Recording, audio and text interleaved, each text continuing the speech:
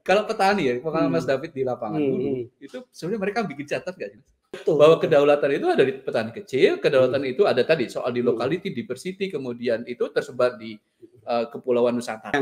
Yang mestinya dicatat tadi, ataukah itu betul-betul diresapi dan menjadi jiwa gitu.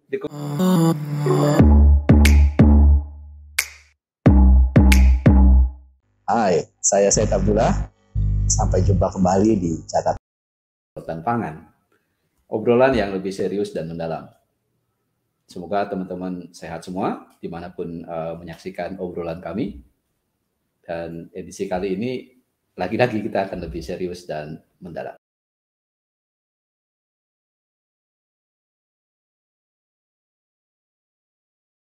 Dan seperti biasa, saya masih ditemani Mas David ya. Iya. Gimana Mas David, sehat Mas? Sehat ya. Gimana kamu juga sehat ya? Sehat Mas, sehat walafiat. Mudah-mudahan teman-teman yang menyaksikan obrolan ini di luar sana juga sehat terus ya. Siap. Mas David, ini kita kembali lagi ke meja kita, ngobrol soal catatan kedaulatan pangan. Nah, ini saya kemarin tuh juga Mas David ngomong, kok judulnya catatan kedaulatan pangan? Kenapa ada catatannya gitu? Itu yang saya nanya juga ke teman-teman di apa ini kenapa judulnya catatan kedaulatan? Kalau perlu dicatat. Apa yang nyatat? Anak SD dulu kan nyatat ya. Iya. Tapi menurut Mas David kenapa perlu membuat catatan-catatan? Ya, catatan itu kan sebenarnya fungsinya agar kita bisa mengingat. Tapi ada guru yang mengatakan kalau kita itu mendengar, kita kan sering lupa. Jadi sambil mencatat itu sambil mengingat-ingat, sebetulnya sambil memberikan note terhadap apa yang dilakukan, apa yang penting. Barangkali begitu. Nah itu, saya sepakat. Makanya si Boy waktu itu bikin catatan, Mas. Catatan si Boy. Itu catatan si Boy. Tapi Mas David soal catatan. Kalau petani ya, pengalaman Mas David di lapangan dulu, itu sebenarnya mereka bikin catat nggak sih, Mas? Ya lebih banyak ilmu titen kalau bahasa Jawanya. Jadi dia mencatat di dalam pikirannya karena tindakan apa yang mereka lakukan kan sehari-hari bekerja di lapangan ya, bekerja terus. Jadi sangat jarang ya kalau petani-petani generasi senior itu mencatat gitu. Tapi dia titen bagaimana Pranoto Mongso, Bintang gitu ya. Situasi iklim itu dia ingat gitu. Nah, mungkin generasi baru petani perlu mencatat gitu. Tapi untuk itu. Kalau begitu kan sebenarnya sesungguhnya petani tetap mencatat tuh. Cuman mencatat. Mediumnya aja yang berbeda ya. Nah, kalau itu petani. Nah, kalau pemerintah. Ya ada catatannya. Catatannya kan banyak. Ya, dari evaluasi kebijakan, dari catatan-catatan kebijakan, semuanya kan catatan itu, dokumen kebijakan, dokumen segala macamnya. Dan harusnya dengan catatan itu kita belajar ya. Iya dong. Catatan zaman dulu direfleksikan sekarang sesuai nggak dengan konteks alamnya. Harusnya kan belajar terus perubahan itu dilakukan ya berdasarkan catatan yang lama gitu. Nah, ini balik nih nyambung yang kemarin gara-gara catatan itu gitu. Edisi pertama catatan kita itu ngomongin soal tata kelola, Mas. Ya. Ada pertanyaan kunci kan waktu itu. Ya, betul. Sebenarnya kenapa kita perlu mengulas ya atau memperbaiki soal tata kelola? Itu satu. Yang kedua yang kemarin ya obrolan kita apakah pemerintah tidak melakukan perubahan gitu?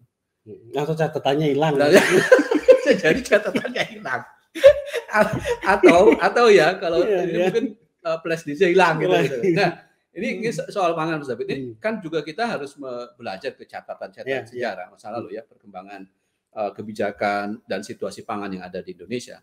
Nah, merujuk pada problematika yang ada, taruhlah misalnya kita mau sequence berdasarkan kepresidenan misalnya ya, dari zamannya Bung Karno, kemudian Pak Harto sampai sekarang gitu. Nah, dari catatan-catatan yang ada gitu ya, problem-problem dasar di pangan kita, di pertanian kita sebenarnya apa, Mas? Dan apakah sudah teratasi dengan baik gitu loh? Ya kalau dilihat dari perkembangannya dari waktu ke waktu ya, itu tergantung sudut pandang melihatnya ya. Tetapi saya kira sejak mula sebetulnya persoalan pangan itu diletakkan oleh negara ini, oleh bangsa ini, oleh para pendiri bangsa kita ini ya, itu dengan sangat serius ya. Jadi Pak Karno waktu meletakkan batu pertama di IPB ya, UI dulu zaman dulu ya, Universitas Pertanian UI, sekarang menjadi IPB, itu menyatakan bahwa pangan hidup matinya bangsa.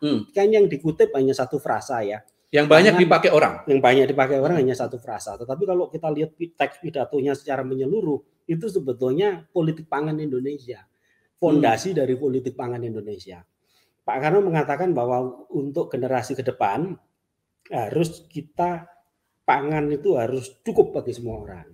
Itu toh.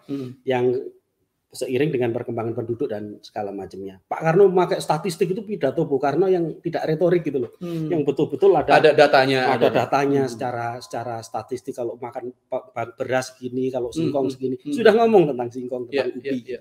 Terus yang kedua, optimalisasi lahan melalui teknologi pemupukan dan kemudian optimalisasi lahan kering ya. Jadi mekanisasi itu diharapkan dikembangkan di lahan kering sehingga kita bisa mencukupi kekuatan. Nah, dari fondasi itu lalu oleh pemerintah selanjutnya Pak Harto diterjemahkan dalam bagaimana mencapai swasembada pangan itu yang dicapai dari Repelita secara terencana. Sehingga all out pemerintah ini betul-betul tidak pangan itu nggak bisa ditawar. Jadi ada peran negara yang kuat.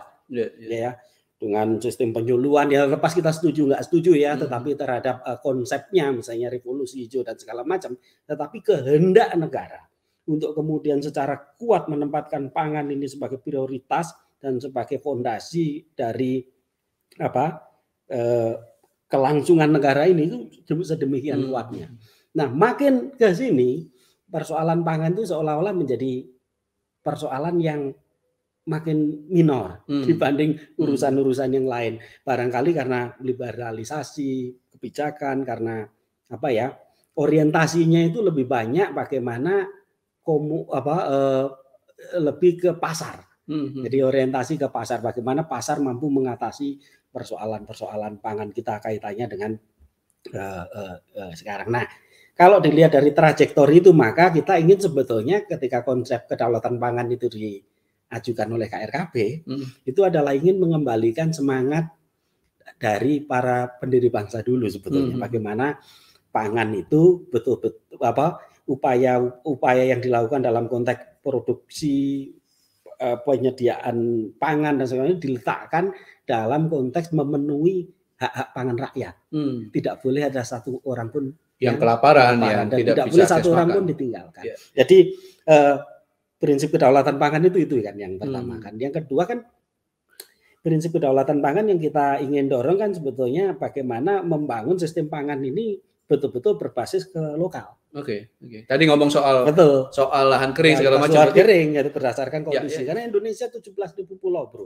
Jadi dengan berbagai ragam budaya, ekologi, sosial ekonomi yang berbeda-beda, tidak mungkin sistem pangan itu dikelola secara terpusat terkendali.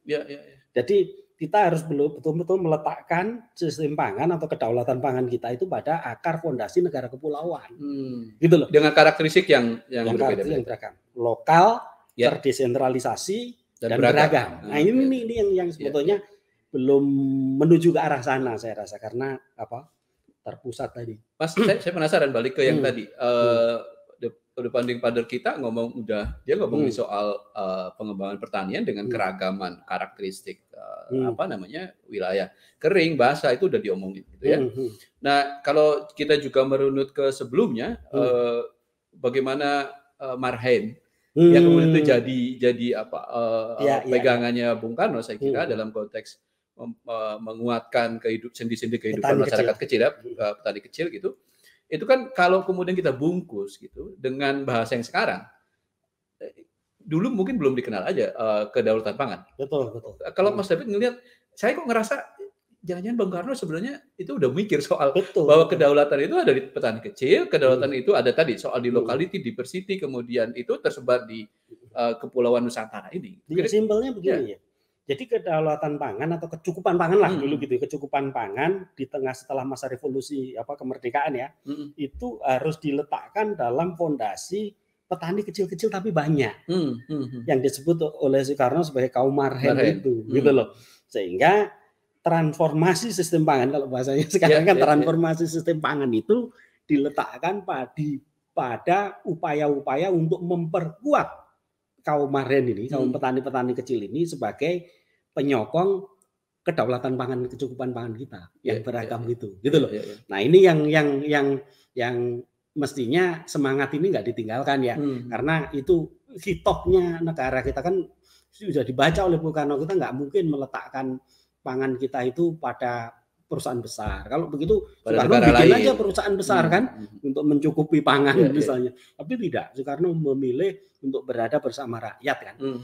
Jadi dari rakyat oleh rakyat dan untuk rakyat itu sebetulnya yang menjadi prinsip dan fondasi dari pertanian kita. Dan tugas-tugas kelembagaan, entah IPB, entah KRKP, entah Kementerian Pertanian, Bulog segala macam adalah mengemban semangat itu sebetulnya, semangat kedaulatan itu. Artinya semangat dulu itu sudah dia berdaulat, karena saya kemudian membayangkan ya.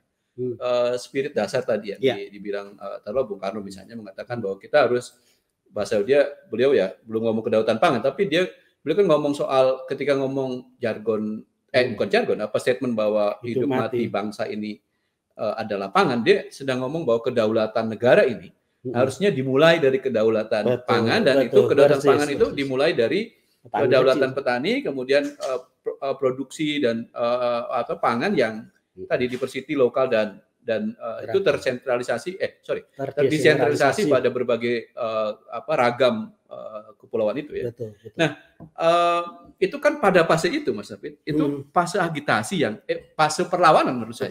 Ya kan kita nggak bisa juga pikirannya Bung Karno mungkin dilepaskan di konteks waktu itu ya. Negara kita baru terbentuk, kita harus menunjukkan seperti Bung Karno selalu katakan, kita berdiri di atas kaki sendiri kan, tidak terbawa oleh arus atau dipengaruhi oleh orang lain. Nah, dalam perjalanannya kan kita kemudian tahu ya, kita sama-sama belajar gitu ketika misalnya rezimnya Bung Karno sudah selesai, kemudian masuk ke Orde Baru, itu kan kayaknya ya, saya nggak tahu Mas David melihatnya kayak apa.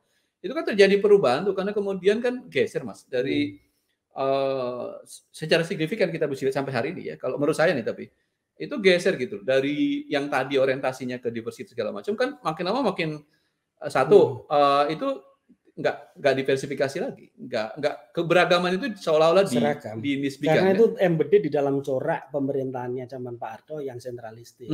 Jadi itu kan konsep negara kuat gitu ya, sehingga partisipasi publiknya rendah. Jadi apa-apa harus disediakan negara, apa-apa dikontrol negara. Jadi sebetulnya sistem pangan, sistem pertanian itu embedded dalam corak governance yang dipakai oleh Pak Harto. Nah, tapi poinnya yang paling penting menurut saya adalah empatinya itu loh yang paling penting.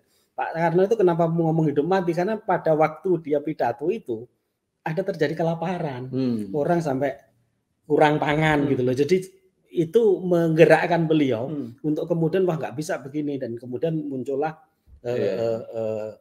statement itu. Nah, selanjutnya ini ada discontinuity ya dari empati maupun filosofinya sampai kemudian lahirnya Undang-Undang Pangan itu. Nah, ketika Undang-Undang Pangan itu sebetulnya di pasal-pasal awal kan sudah dijelaskan ingin mengembalikan sebetulnya dari proses itu, bahwa yang sistem pangan kita itu harus sistem pangan yang berdaulat, mandiri, dan tahan gitu. Jadi tahan, mandiri, berdaulat. Nah, itu. Jadi ke arah sana. Jadi saya nggak tahu apakah itu hanya sekedar dituliskan gitu ya, dicatat tadi, ataukah itu betul-betul diresapi dan menjadi jiwa gitu. Kemudian diimplementasikan dalam program. Nah, itu yang kemudian. Mas David, saya balik ke yang tadi. Bung Karno mengatakan bahwa kita harus hidup mati, karena waktu itu situasinya kan banyak mungkin ya dari catatan sejarah, masa transisi dan masih banyak warga negara ini yang kekurangan pangan. Sekarang pun walaupun kondisinya berbeda, tapi kalau mau definisi impact buy gitu ya, kekurangan pangan itu kan masih disaksikan, stunting masih tinggi. Itu bentuk-bentuk turunan yang kita harus akui. Bukan berarti kan terus kemudian kita menisbikan nggak lagi harus berdaulat pangan. Iya itu dia. Kita kalau kemudian kita cek dalam statistik gini, statistik makro itu kadang-kadang tidak berkata apa-apa juga. Misalnya gini, kemiskinan memang relatif turun dalam beberapa puluh tahun terakhir. Terus skalanya semuanya infrastruktur tersedia dan segala macam. Tapi realitas itu kan tidak bisa kita biarkan kalau kita ada masalah-masalah gizi serius. Malah masalah gizi serius yang terjadi di pedesaan. Ini kan ironi. Padahal disitulah sumber produksi. Sumber produksi pangan. Harusnya aksesnya lebih tinggi. Jadi ini kan ada hal-hal yang perlu diperbaiki, perlu dikoreksi. Tapi yang penting kita ada empati nggak itu? Kalau itu tidak ada empati, negara maupun stakeholder nggak ada empati ya itu hanya angka statistik aja ya. Oh nanti turun, berarti kalau 30 stunting, sekarang 27%, oh menaik, bangga, ngono. Jadi bukan hanya sekedar statistik. Nah itu kan bahaya. Ini kan masalah kemanusiaan ya. Ini kita talk about humanity kan. Bagaimana orang empati itu kan bagaimana kalau kita merasakan menjadi seperti mereka kan itu pada posisi mereka. Posisi empati itu yang penting di dalam konteks formulasi kebijakan juga. Jadi tidak hanya hal yang rasio technicality kebijakan menurut saya ya. Mas, itu menarik nih. Saya balik lagi tadi. Ketika setelah Pak Karno problematikanya begitu, kemudian dan ada keinginan kuat ya soal dignity bangsa ini, yang dimulai dari dignity soal soal pangan kita ya. Nah, tadi geser ke ini kan corak Mas David bilang ketika misalnya Orde Baru ya, corak governance-nya pemerintahnya beda dan itu implikasinya kan ke pembangunan kebijakan program bahkan ya, pertanian juga berbeda. Dan saya terus jadi mikir, kan waktu itu transisi antara juga ya, kalau banyak catatan, lagi-lagi memang penting catatan, catatan juga gitu. Di catatan banyak pihak juga, banyak dokumen mengatakan bahwa disitulah mulai ketika Bung Karno ke Pak Harto ya itu 96-97-an kan? 1970-an, 1970-an. Itu kan kemudian disitulah revolusi hijau masuk, ya kan? Dan kita tahu bersama ketika revolusi hijau masuk, itu kan terjadi transfer teknologi dan knowledge yang sesungguhnya bisa jadi itu titik awal tadi yang kita bilang soal Mas David bilang soal diversity locality yang terdesentralisasi itu akhirnya berubah kan seiring dengan tadi governance-nya berubah gitu ya. Nah, kalau begitu kan pertanyaan logisnya adalah apakah gitu Mas David nih, apakah sistem pangan yang ada di Indonesia yang harusnya tadi menjawab problematika seperti yang dan keinginannya Bung Karno dan founding father kita, kemudian itu geser gitu loh Mas. Yang tadinya itu kita harus sendiri kuat gitu. Bung Karno bilang yang diletakkan pada kekuatan petani-petani kecil tadi gitu. Nah ini kan jadi geser Mas, ketika transform to new technology dan seterusnya, kan yang main bukan petani kecil. Nah, ini gimana relasinya dengan arus di global misalnya? Ya kayak gitu. Mulainya corporate control untuk agri-food system kita ini kan memang sejak zaman revolusi hijau ya.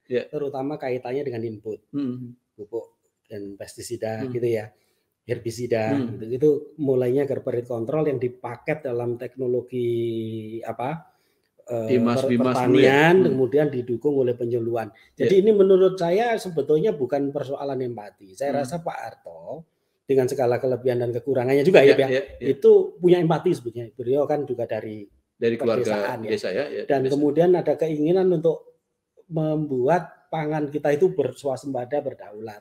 Hanya proses governance-nya itu seragam. Dibuat semua seragam karena gampang terkontrol. Termasuk teknologi yang dititipkan di situ yang dari corporate itu, sehingga corporate controlnya melalui state sebetulnya. Dijustifikasi oleh state. Nah, ketika masa demokratis malah kita nggak tahu konsepnya apa. Malah kita nggak tahu governance kita itu sebetulnya terfragmentasi. Jadi urusan pangan terpecah-pecah di berbagai pihak, pusat dan daerahnya nggak nyambung. Di pemerintah pusat sendiri ada diurus oleh banyak institusi yang kesulitan lagi untuk mengintegrasikan. Koordinasi, ekosektoral, terfragmentasi itu. Ya, artinya ada relasi juga nggak bisa dilepaskannya sistem kita. Nah, kalau melacak gitu catatan-catatan tadi gitu, kan ujungnya sebenarnya sama dengan yang kita pikirkan. Bung Karno mikir kita kayaknya sama juga gitu. Kan soal daulat tadi. Nah, hari ini Mas, kalau kita narik ke hari ini, yang kemarin kita nyambungnya kemarin soal keluar Perpres 66 2021 yang soal Badan Pangan Nasional. Nah, pertanyaan krusialnya kan begini, apakah gitu ya bagi saya nih, bagi saya, apakah keberadaan Badan Pangan ini, Badan Pangan Nasional, itu menjawab persoalan dan sekaligus tujuan yang tadi diletakkan di awal soal dignity bangsa ini terkait pangan dan petani kecil. gimana Mas David ngelihatnya dengan sementara yang kita bacakan dari Perpres ya, karena ini masih berproses juga. Kalau lensanya adalah kedaulatan pangan seperti yang diamanatkan Undang-Undang Pangan ya, yang sekarang malah diintegrasikan jadi Undang-Undang Cipta Kerja ya. Ya. Undang-Undang Pangan lah, maksudnya dari Undang-Undang Pangan kan itu dirujuk ya di Perpres itu. Satu, kalau lensanya kedaulatan pangan, kalau pertanyaanmu tadi adalah itu. Pertama, apakah Badan Pangan ini mengemban amanat untuk mengatasi kelaparan? Yang tidak satu orang pun boleh ada yang lapar di negara yang subur dan penuh sumber daya alam ini. Arahnya ke situ. Coba dicek nanti di pasalnya ada nggak strong ini untuk menuju ke arah sana. Yang kedua, apakah Badan Pangan ini akan mendorong adanya satu sistem pangan, keberadaan satu sistem pangan yang lokal, yang beragam, dan yang terdesentralisasi. Jadi decentralized, local and diversity gitu ya. Apa menuju ke arah sana? Karena hampir dari segi analisis dan perjalanan sejarah hampir tidak mungkin sebetulnya dengan konsep negara kepulauan seperti ini tersentral seperti zamannya Pak Harto. Dan masih dilanjutkan dalam alam bawah sadar oleh pemerintah sekarang. Terus yang ketiga, kedaulatan pangan itu juga mendorong adanya koneksi yang lebih langsung, yang lebih dekat antara orang yang memproduksi pangan, dalam hal ini petani, dengan orang yang mengkonsumsi pangan. Dia deketin piring dengan piring dengan sawah lahan ya. Nah, semakin dekat, circle-nya kan semakin kuat. Nah, yang terakhir, kedaulatan pangan juga ngomong soal pendekatan yang berhubungan satu sama lain, yang sistemik ya. Termasuk kita berpikir ekosistem pangan yang kemudian juga respect terhadap lingkungan, respect terhadap petani kecil dan seterusnya. Dan tentu saja kedaulatan pangan ngomongin soal nasib petani itu sendiri. Nasib petani sendiri, bagaimana transformasi nasib petani sendiri. Coba dibaca di Perpresnya, ke sana enggak? Sesungguhnya kalau undang-undang Perpres ataupun produk undang-undang itu, dari diksi-diksi, dari rumusannya itu semangatnya menuju ke arah itu enggak gitu loh. Bisa, itu kan ketangkep ya. Tetapi kalau tidak berarti ya ini belum cukup. Nah, ini barangkali bisa mengatasi tapi sebagian dari problem persoalan pangan kita, tetapi tidak menuju pada cita-cita yang lebih lebih tinggi gitu ya, kaitannya dengan upaya-upaya untuk menyelesaikan persoalan-persoalan pangan bangsa. Ini kaitannya dengan SDGs juga. SDGs kan progresif itu, mengakhiri kelaparan. Itu malah lebih progresif. Kalau kita menganut itu sesungguhnya kita sebenarnya juga inline ya dengan semangat kita. Tetapi ya itu silahkan dibaca di Perpresnya. Ya teman-teman, sobat pangan di mana perlu. Ini obrolan menurut saya hangat banget ya, karena benda ini masih, menurut saya Perpres dan Badan Pangan. Dan kebetulan kalau dibaca di Perpresnya kan persiapan ini setahun ya, nyiapkan segala macam. Dan tentu saja bagi kita semua ya, teman-teman sobat paman dimanapun berada, kalau kita punya ini masih ada waktu bagi kita tentu saja ya, kalau memberikan masukan yang konstruktif ke pemerintah ya. Ini sebenarnya ngobrol kayak gini nih, kalau saya pribadi sih selain ya ngobrol memperbincangkan obrolan gitu ya, mungkin juga bisa menginspirasi teman-teman melihat lagi tuh Perpresnya. Seperti Mas David bilang, coba cek gitu ya, perlu buka catatan terus bikin catatan lah, bikin catatan baru gitu ya. Cek itu Perpresnya kayak apa. Tadi relay nggak dengan prinsip-prinsip atau semangat dasar di betul, karena yang diletakkan dalam obrolan kita kan tadi dimulainya dari kedaulatan pangan. Kita harus men-set up goal itu betul-betul serius gitu. Kalau itu dia ada di undang-undang, ya dimaknainya serius gitu. Tidak hanya kata-kata gitu. Nah, ketika ini ada badan ini kan tujuannya untuk mengimplementasikan undang-undang, untuk mengorkestrasi, mengkoordinasi urusan-urusan pangan yang selama ini terpecah-pecah. Gitu. Dan untuk itu pilihan politiknya adalah berada di bawah presiden. Ini kita apresiasi dari sisi posisi politik kelembagaan ini, dan juga dari fungsi-fungsinya juga lengkap, fungsi-fungsi regulatif, fungsi-fungsi koordinatif, dan fungsi-fungsi implementatif, itu tiga-tiganya juga ada. Gitu. Hanya kemudian kalau cakupan dan ruang lingkupnya enggak terlalu sempit, ya tidak akan menuju ke arah cita-cita yang besar tadi. Dan itu sebetulnya yang selama ini diskusinya kan arahnya ke sana. Tapi gini Mas, kalau kita, saya nanya ke Mas David, seberapa optimis? Ini saya penilaian subjektif ya, melihat rancangannya lewat Perpres ya, Badan Pangan ini bisa relate dengan tujuan cita-cita soal food sovereignty. Seberapa optimis Mas David? Untuk menjawab optimis dan tidaknya, saya ini beberapa hari yang lalu saya ditelepon ya. Siapa Mas? Teman-teman dari Badan Ketahanan Pangan, Dinas Ketahanan Pangan di daerah itu nanya, Mas, ini dengan adanya Badan Pangan ini apa ya, gitu loh. Bagaimana nanti koordinasinya dengan kami? Apakah peran kami itu pola koordinasinya, urusan yang ditangan? Kan ini menimbulkan tidak jelas. Nah, dan di Perpres setelah saya baca juga tidak ada aturan yang menjelaskan bagaimana pola relasi antara pusat dan daerah terkait dengan badan ini. Itu sudah mengurangi rasa optimisme kan? Satu. Kalau terkait dengan tadi Mas David ngomong ruang lingkup, kemudian juga mungkin bisa dilihat dalam konteks struktur yang sebenarnya di Perpres kan ada ya, ada betul. deputi segala macam. Mas David gimana? Struktur itu mencerminkan cara berpikir bagaimana badan ini nanti bekerja ya. Kalau kita lihat dari strukturnya kan memang lebih banyak dominan kan ini konsepnya ketahanan pangan itu. Karena ini kan hampir copy paste dengan BKP yang kemudian ditransformasi ya. Stabilisasi pangan, terus kemudian mengatasi rawan pangan, yang ketiga diversifikasi kan gitu. Ini kan sangat konsep yang BKP.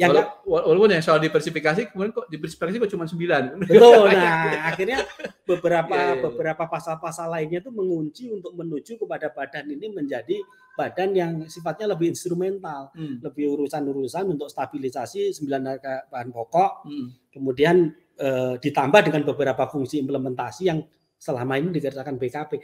Hanya itu gitu loh. Jadi ini kan tidak banyak tidak banyak mengubah, tetapi efektif dan efisien nantinya akan efektif karena bisa terkoordinasi ya. Dan beberapa urusan dari Kementerian Perdagangan, Pertanian maupun satu lagi Bulog itu kan Bulog sebagai pelaksana, terus 2 dari kementerian kan diambil badan ini untuk penetapan HPP dan segala macam. Termasuk izin impor ya. Nanti akan lebih efisien dari sisi badan sebagai alat ya. Tetapi badan sebagai alat regulasi stabilisasi harga efektif. Tapi sebagai alat untuk transformasi sistem pangan enggak kayaknya. Jauh. Nah, ini yang harus kita pikirkan. Nah, teman-teman, sobat pangan dimanapun Anda berada, teman-teman menyaksikan bulan ini, Mas David agak nggak terlalu optimis, saudara-saudaraku, ngelihat dari ruang lingkup dan ini ya. Tidak optimis itu dalam arti apa ya? Yang letter luck di undang-undangnya. Karena kita membacanya di situ sementara ya. Dan analisis kedaulatan pangan yang memang dari dulu dari waktu-waktu pemerintahan nggak tercapai gitu. Nah itu menjadi harapannya mungkin terlalu besar gitu ya. Ekspektasinya kita atau memang kita aja yang kegedean harapannya. Terlalu GR gitu. Enggak, kalau Mas David ingat ya. Tahun 2000. Ngapain sih mikir susah-susah mikir itu kata saya. Enggak, tapi kalau ingat 2009 ketika kita semua bergerak ya di nasional ya. Enggak cuma KKP saya kira, teman-teman jaringan NGO. Bahkan juga waktu itu gerak juga dari organisasi sampai keagamaan segala macam menyuarakan perubahan undang-undang pangan yang nomor 796 ya. Atau kebalik saya nomor 97. Nah, sampai puncaknya kan 2012. Nah, ada momen-momen saya mengikuti itu fase-fase belajar banyak. Tapi saya kira ada momen-momen di mana orang juga nggak puas gitu dengan itu ya. Nggak, di awal itu ada optimisme. Ada optimisme. Bahwa satu ya, kemudian tiba-tiba kan kedaulatan pangan dimasukkan. Iya nggak sih? Dimasukkan di draft dan kemudian itu akhirnya masuk juga. Kayak tadi Mas David, ini hanya sekedar dicatatkan atau gimana gitu? Ya itu catatan. Itu yang catatan gitu. Nah, kalau ada euforia yang ini masuklah. Kita punya harapan besar terhadap itu. Walaupun kemudian begitu kita cek di bawahnya corak-corak polisinya. Sebenarnya kan sama dari yang lama terus cuma dikasih. Anyway, itu menurut saya keberhasilan juga. Satu proses advokasi yang panjang dan menurut saya berhasil juga. Nah, problemnya adalah kemudian kita kan bingung juga. Ini habis ada undang-undang kan pasti ada turunannya. Betul. Dan kita sangat berharap bahwa waktu itu call tertinggi kan ada di Kemenko, Mas. Kalau masih saya ingat, saya putaran diskusi ya dengan teman-teman itu, call-nya itu di draft yang CSO ya. Draft CSO itu ngajuin ke teman-teman, ke pemerintah dan DPR itu ke DPR ya terutama, itu ada Kemenko. Supaya tadi, karena problematika yang kita pikirkan kan logikanya fungsi koordinasi dari koordinasinya jadi kuat. Yang urusan yang terfragmentasi. Persis. Nah, tapi kemudian tuh ternyata itu tidak cukup diakomodasi dengan baik ya. Yang akhirnya diakomodasinya dalam bentuk badan ini seperti mandatnya walaupun udah telat ya. Tapi begitu keluar ini lagi, kita juga jadi tadinya punya harapan agak walaupun turun ya harapannya dibanding pertama, ini kok jadi turun lagi gitu. Nah, problem ini selalu terjadi Mas, terulang-ulang. Nggak cuma di pertanian ya, di isu pangan pertanian, tapi isu-isu yang lain, saya nggak tahu kehutanan atau apa. Ada selalu banyak yang saya nggak tahu ini bentuk kompromistis atau apa. Tapi kan nggak bisa gitu. Maksudnya nggak bisa persoalan yang serius ini kita buat sangat dibikin sederhana gitu. Kalau sekedar tadi ngomong soal efisiensi segala macam, well, it's fine gitu. Tapi kan problemnya tadi kita baca dari zamannya Bung Karno, itu nggak kayak gitu. Nggak cuma soal itu maksudnya. Iya. Kita memahami semuanya karena kita semuanya pelaku sebetulnya. Iya.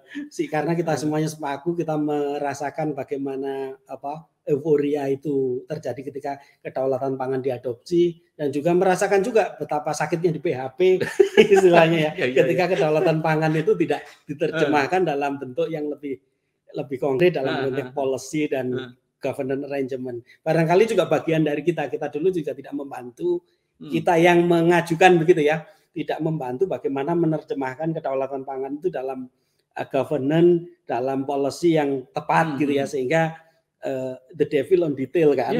Jadi harusnya detail sehingga policy kedaulatan pangan itu kayak gini, terus kemudian governance tata kelolanya kayak gini gitu toh. Terus kemudian mekanismenya kayak gini diletakkan dalam konteks apa gitu. Nah, ini nggak cukup detail di situ ya. Dan sekarang kita sudah dapat nih satu puzzle ya. Yang namanya Badan Pangan Nasional yang akan segera bekerja moga-moga nggak terlalu lama lagi, ini udah di perpres nanti eksekusinya lama lagi gitu. Ini udah bertahun-tahun gitu. Walaupun 1 tahun dikasih waktu setahun. Nah, dengan apa yang ada ini tentu saja kalau masih ada waktu direvisi.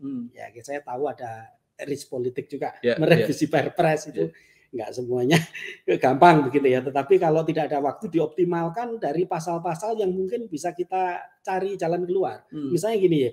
Ada pasal yang menyebutkan bahwa badan ini juga bisa membentuk satu organ gitu ya, di tingkat pusat di bawah sekjen. Misalnya itu bisa dibangun untuk mengisi ruang-ruang yang belum ada. Misalnya bagaimana partnership itu dibangun. Kan ini kan sangat pemerintah gitu loh ya.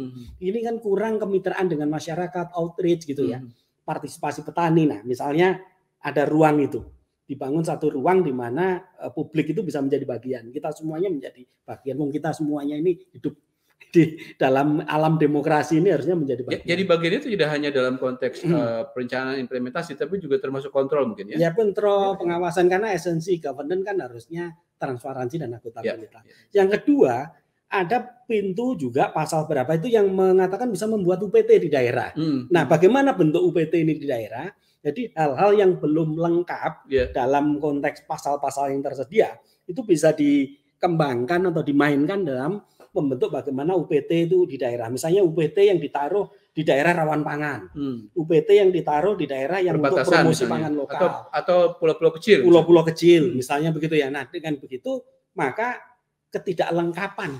Jadi Badan Pangan ini sebagai entry point yang pada saatnya nanti bisa direvisi, tetapi dari apa yang tersedia sebenarnya bisa dioptimalkan juga untuk kemudian membangun sesuai dengan arah ke sana. Saya mencoba untuk bukan optimis ya, mencoba untuk positive thinking dan pragmatik gitu ya, dengan apa yang ada yang saya anggap nggak cukup ini, itu bisa nggak kita optimalkan gitu loh. Dan kalau itu bisa, saya rasa nanti kepala Badan Pangan yang baru semoga memperhatikan ini gitu.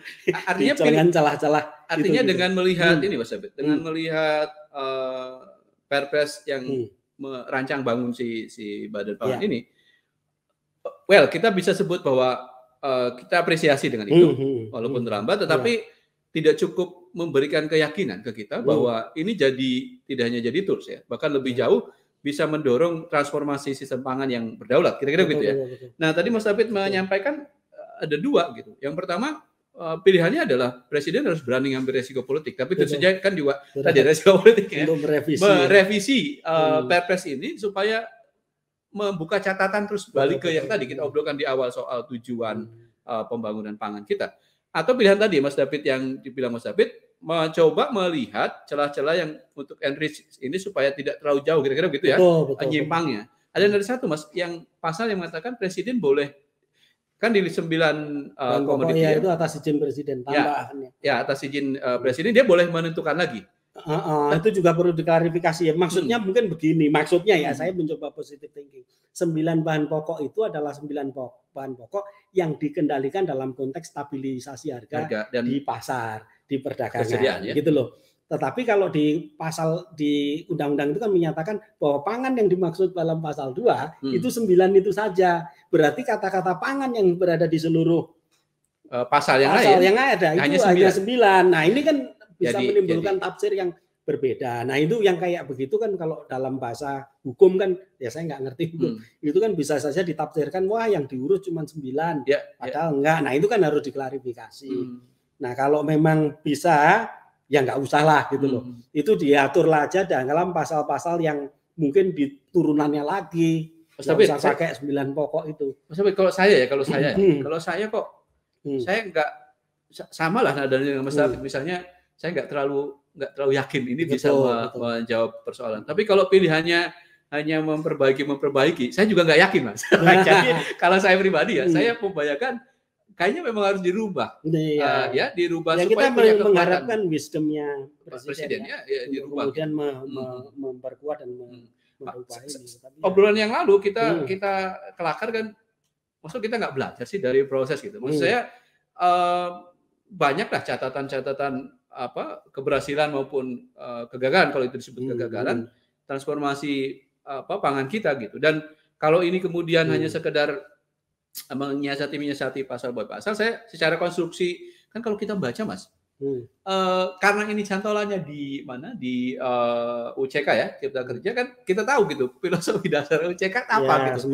Semangatnya berbeda dengan tadi yang kita omongin soal daulat itu. Nah, kalau saya pribadi sih milih sebenarnya Pak Presiden ambil tindakan untuk merubah Perpres ini jadi lebih sovereignty gitu. Tapi pertanyaannya kan ada risk. Kalau Mas David bacanya gimana? Resiko-resiko yang mungkin ya. Kita bukan pengamat politik, tapi nggak apa-apa. Ngobrol biasa aja kan nggak apa-apa. Ya resiko kan nggak mudah dalam. Tapi ada jurisprudensi juga. Artinya gini, Presiden juga bisa membatalkan keputusannya ketika soal miras itu loh yang beberapa hari terus langsung karena itu menjadi concern publik secara luas atau itu bisa gitu. Dan saya harap karena ini penting bagi kedaulatan pangan kita, itu juga nggak apa-apa gitu loh. Bahkan juga sebetulnya justru bagaimana membuat Badan Pangan ini memperkuat Presiden untuk kemudian melakukan penataan terhadap sistem pangan, mengendalikan sistem pangan agar menuju cita-cita kedaulatan pangan. Itu kan cita-citanya ya nawacita segala macam yang nomor 7 atau nomor berapa ya, mewujudkan kedaulatan pangan. Sehingga kalau kemudian ini terlalu jauh, itu kan sebetulnya jadi burden buat pemerintah untuk mencapai itu. Nah, iya toh. Kenapa enggak? Karena ini ada momentum yang bagus gitu ya. Dengan adanya Badan Pangan kita buat yang lebih optimal, lebih maksimal untuk mencapai cita-cita itu gitu loh.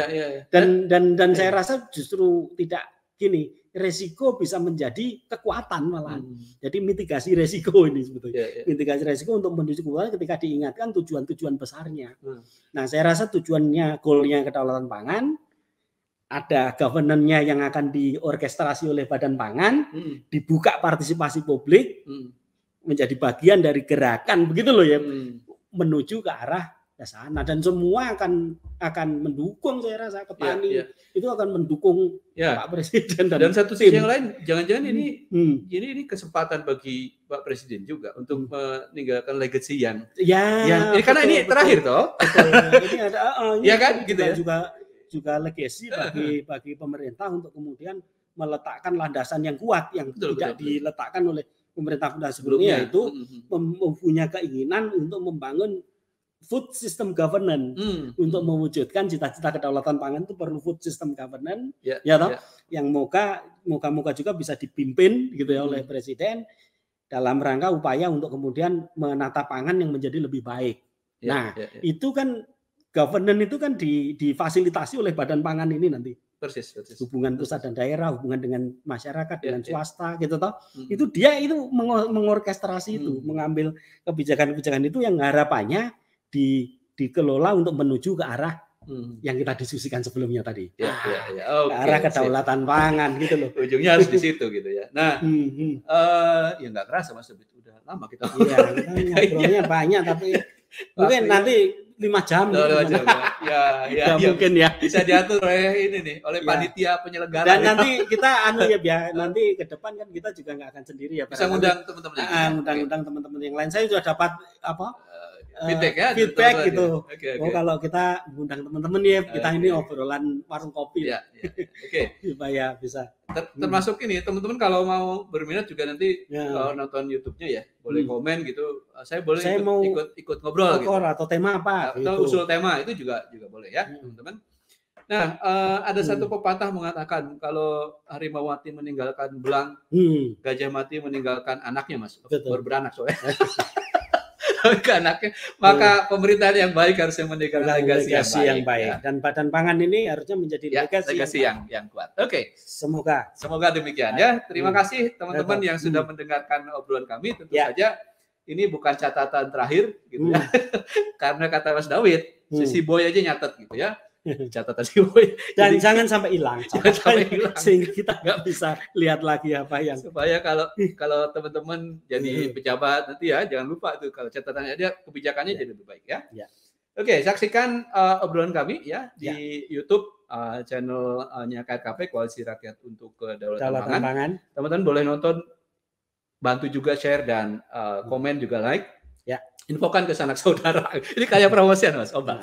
Gitu ya. Dan semoga bermanfaat ya. Semoga bermanfaat ya. Dan juga teman-teman bisa dengerin obrolan kami di podcast Koalisi Rakyat untuk Kedaulatan Pangan, yaitu obrolan via podcast atau disingkat dengan Orkes, segmen catatan kedaulatan pangan.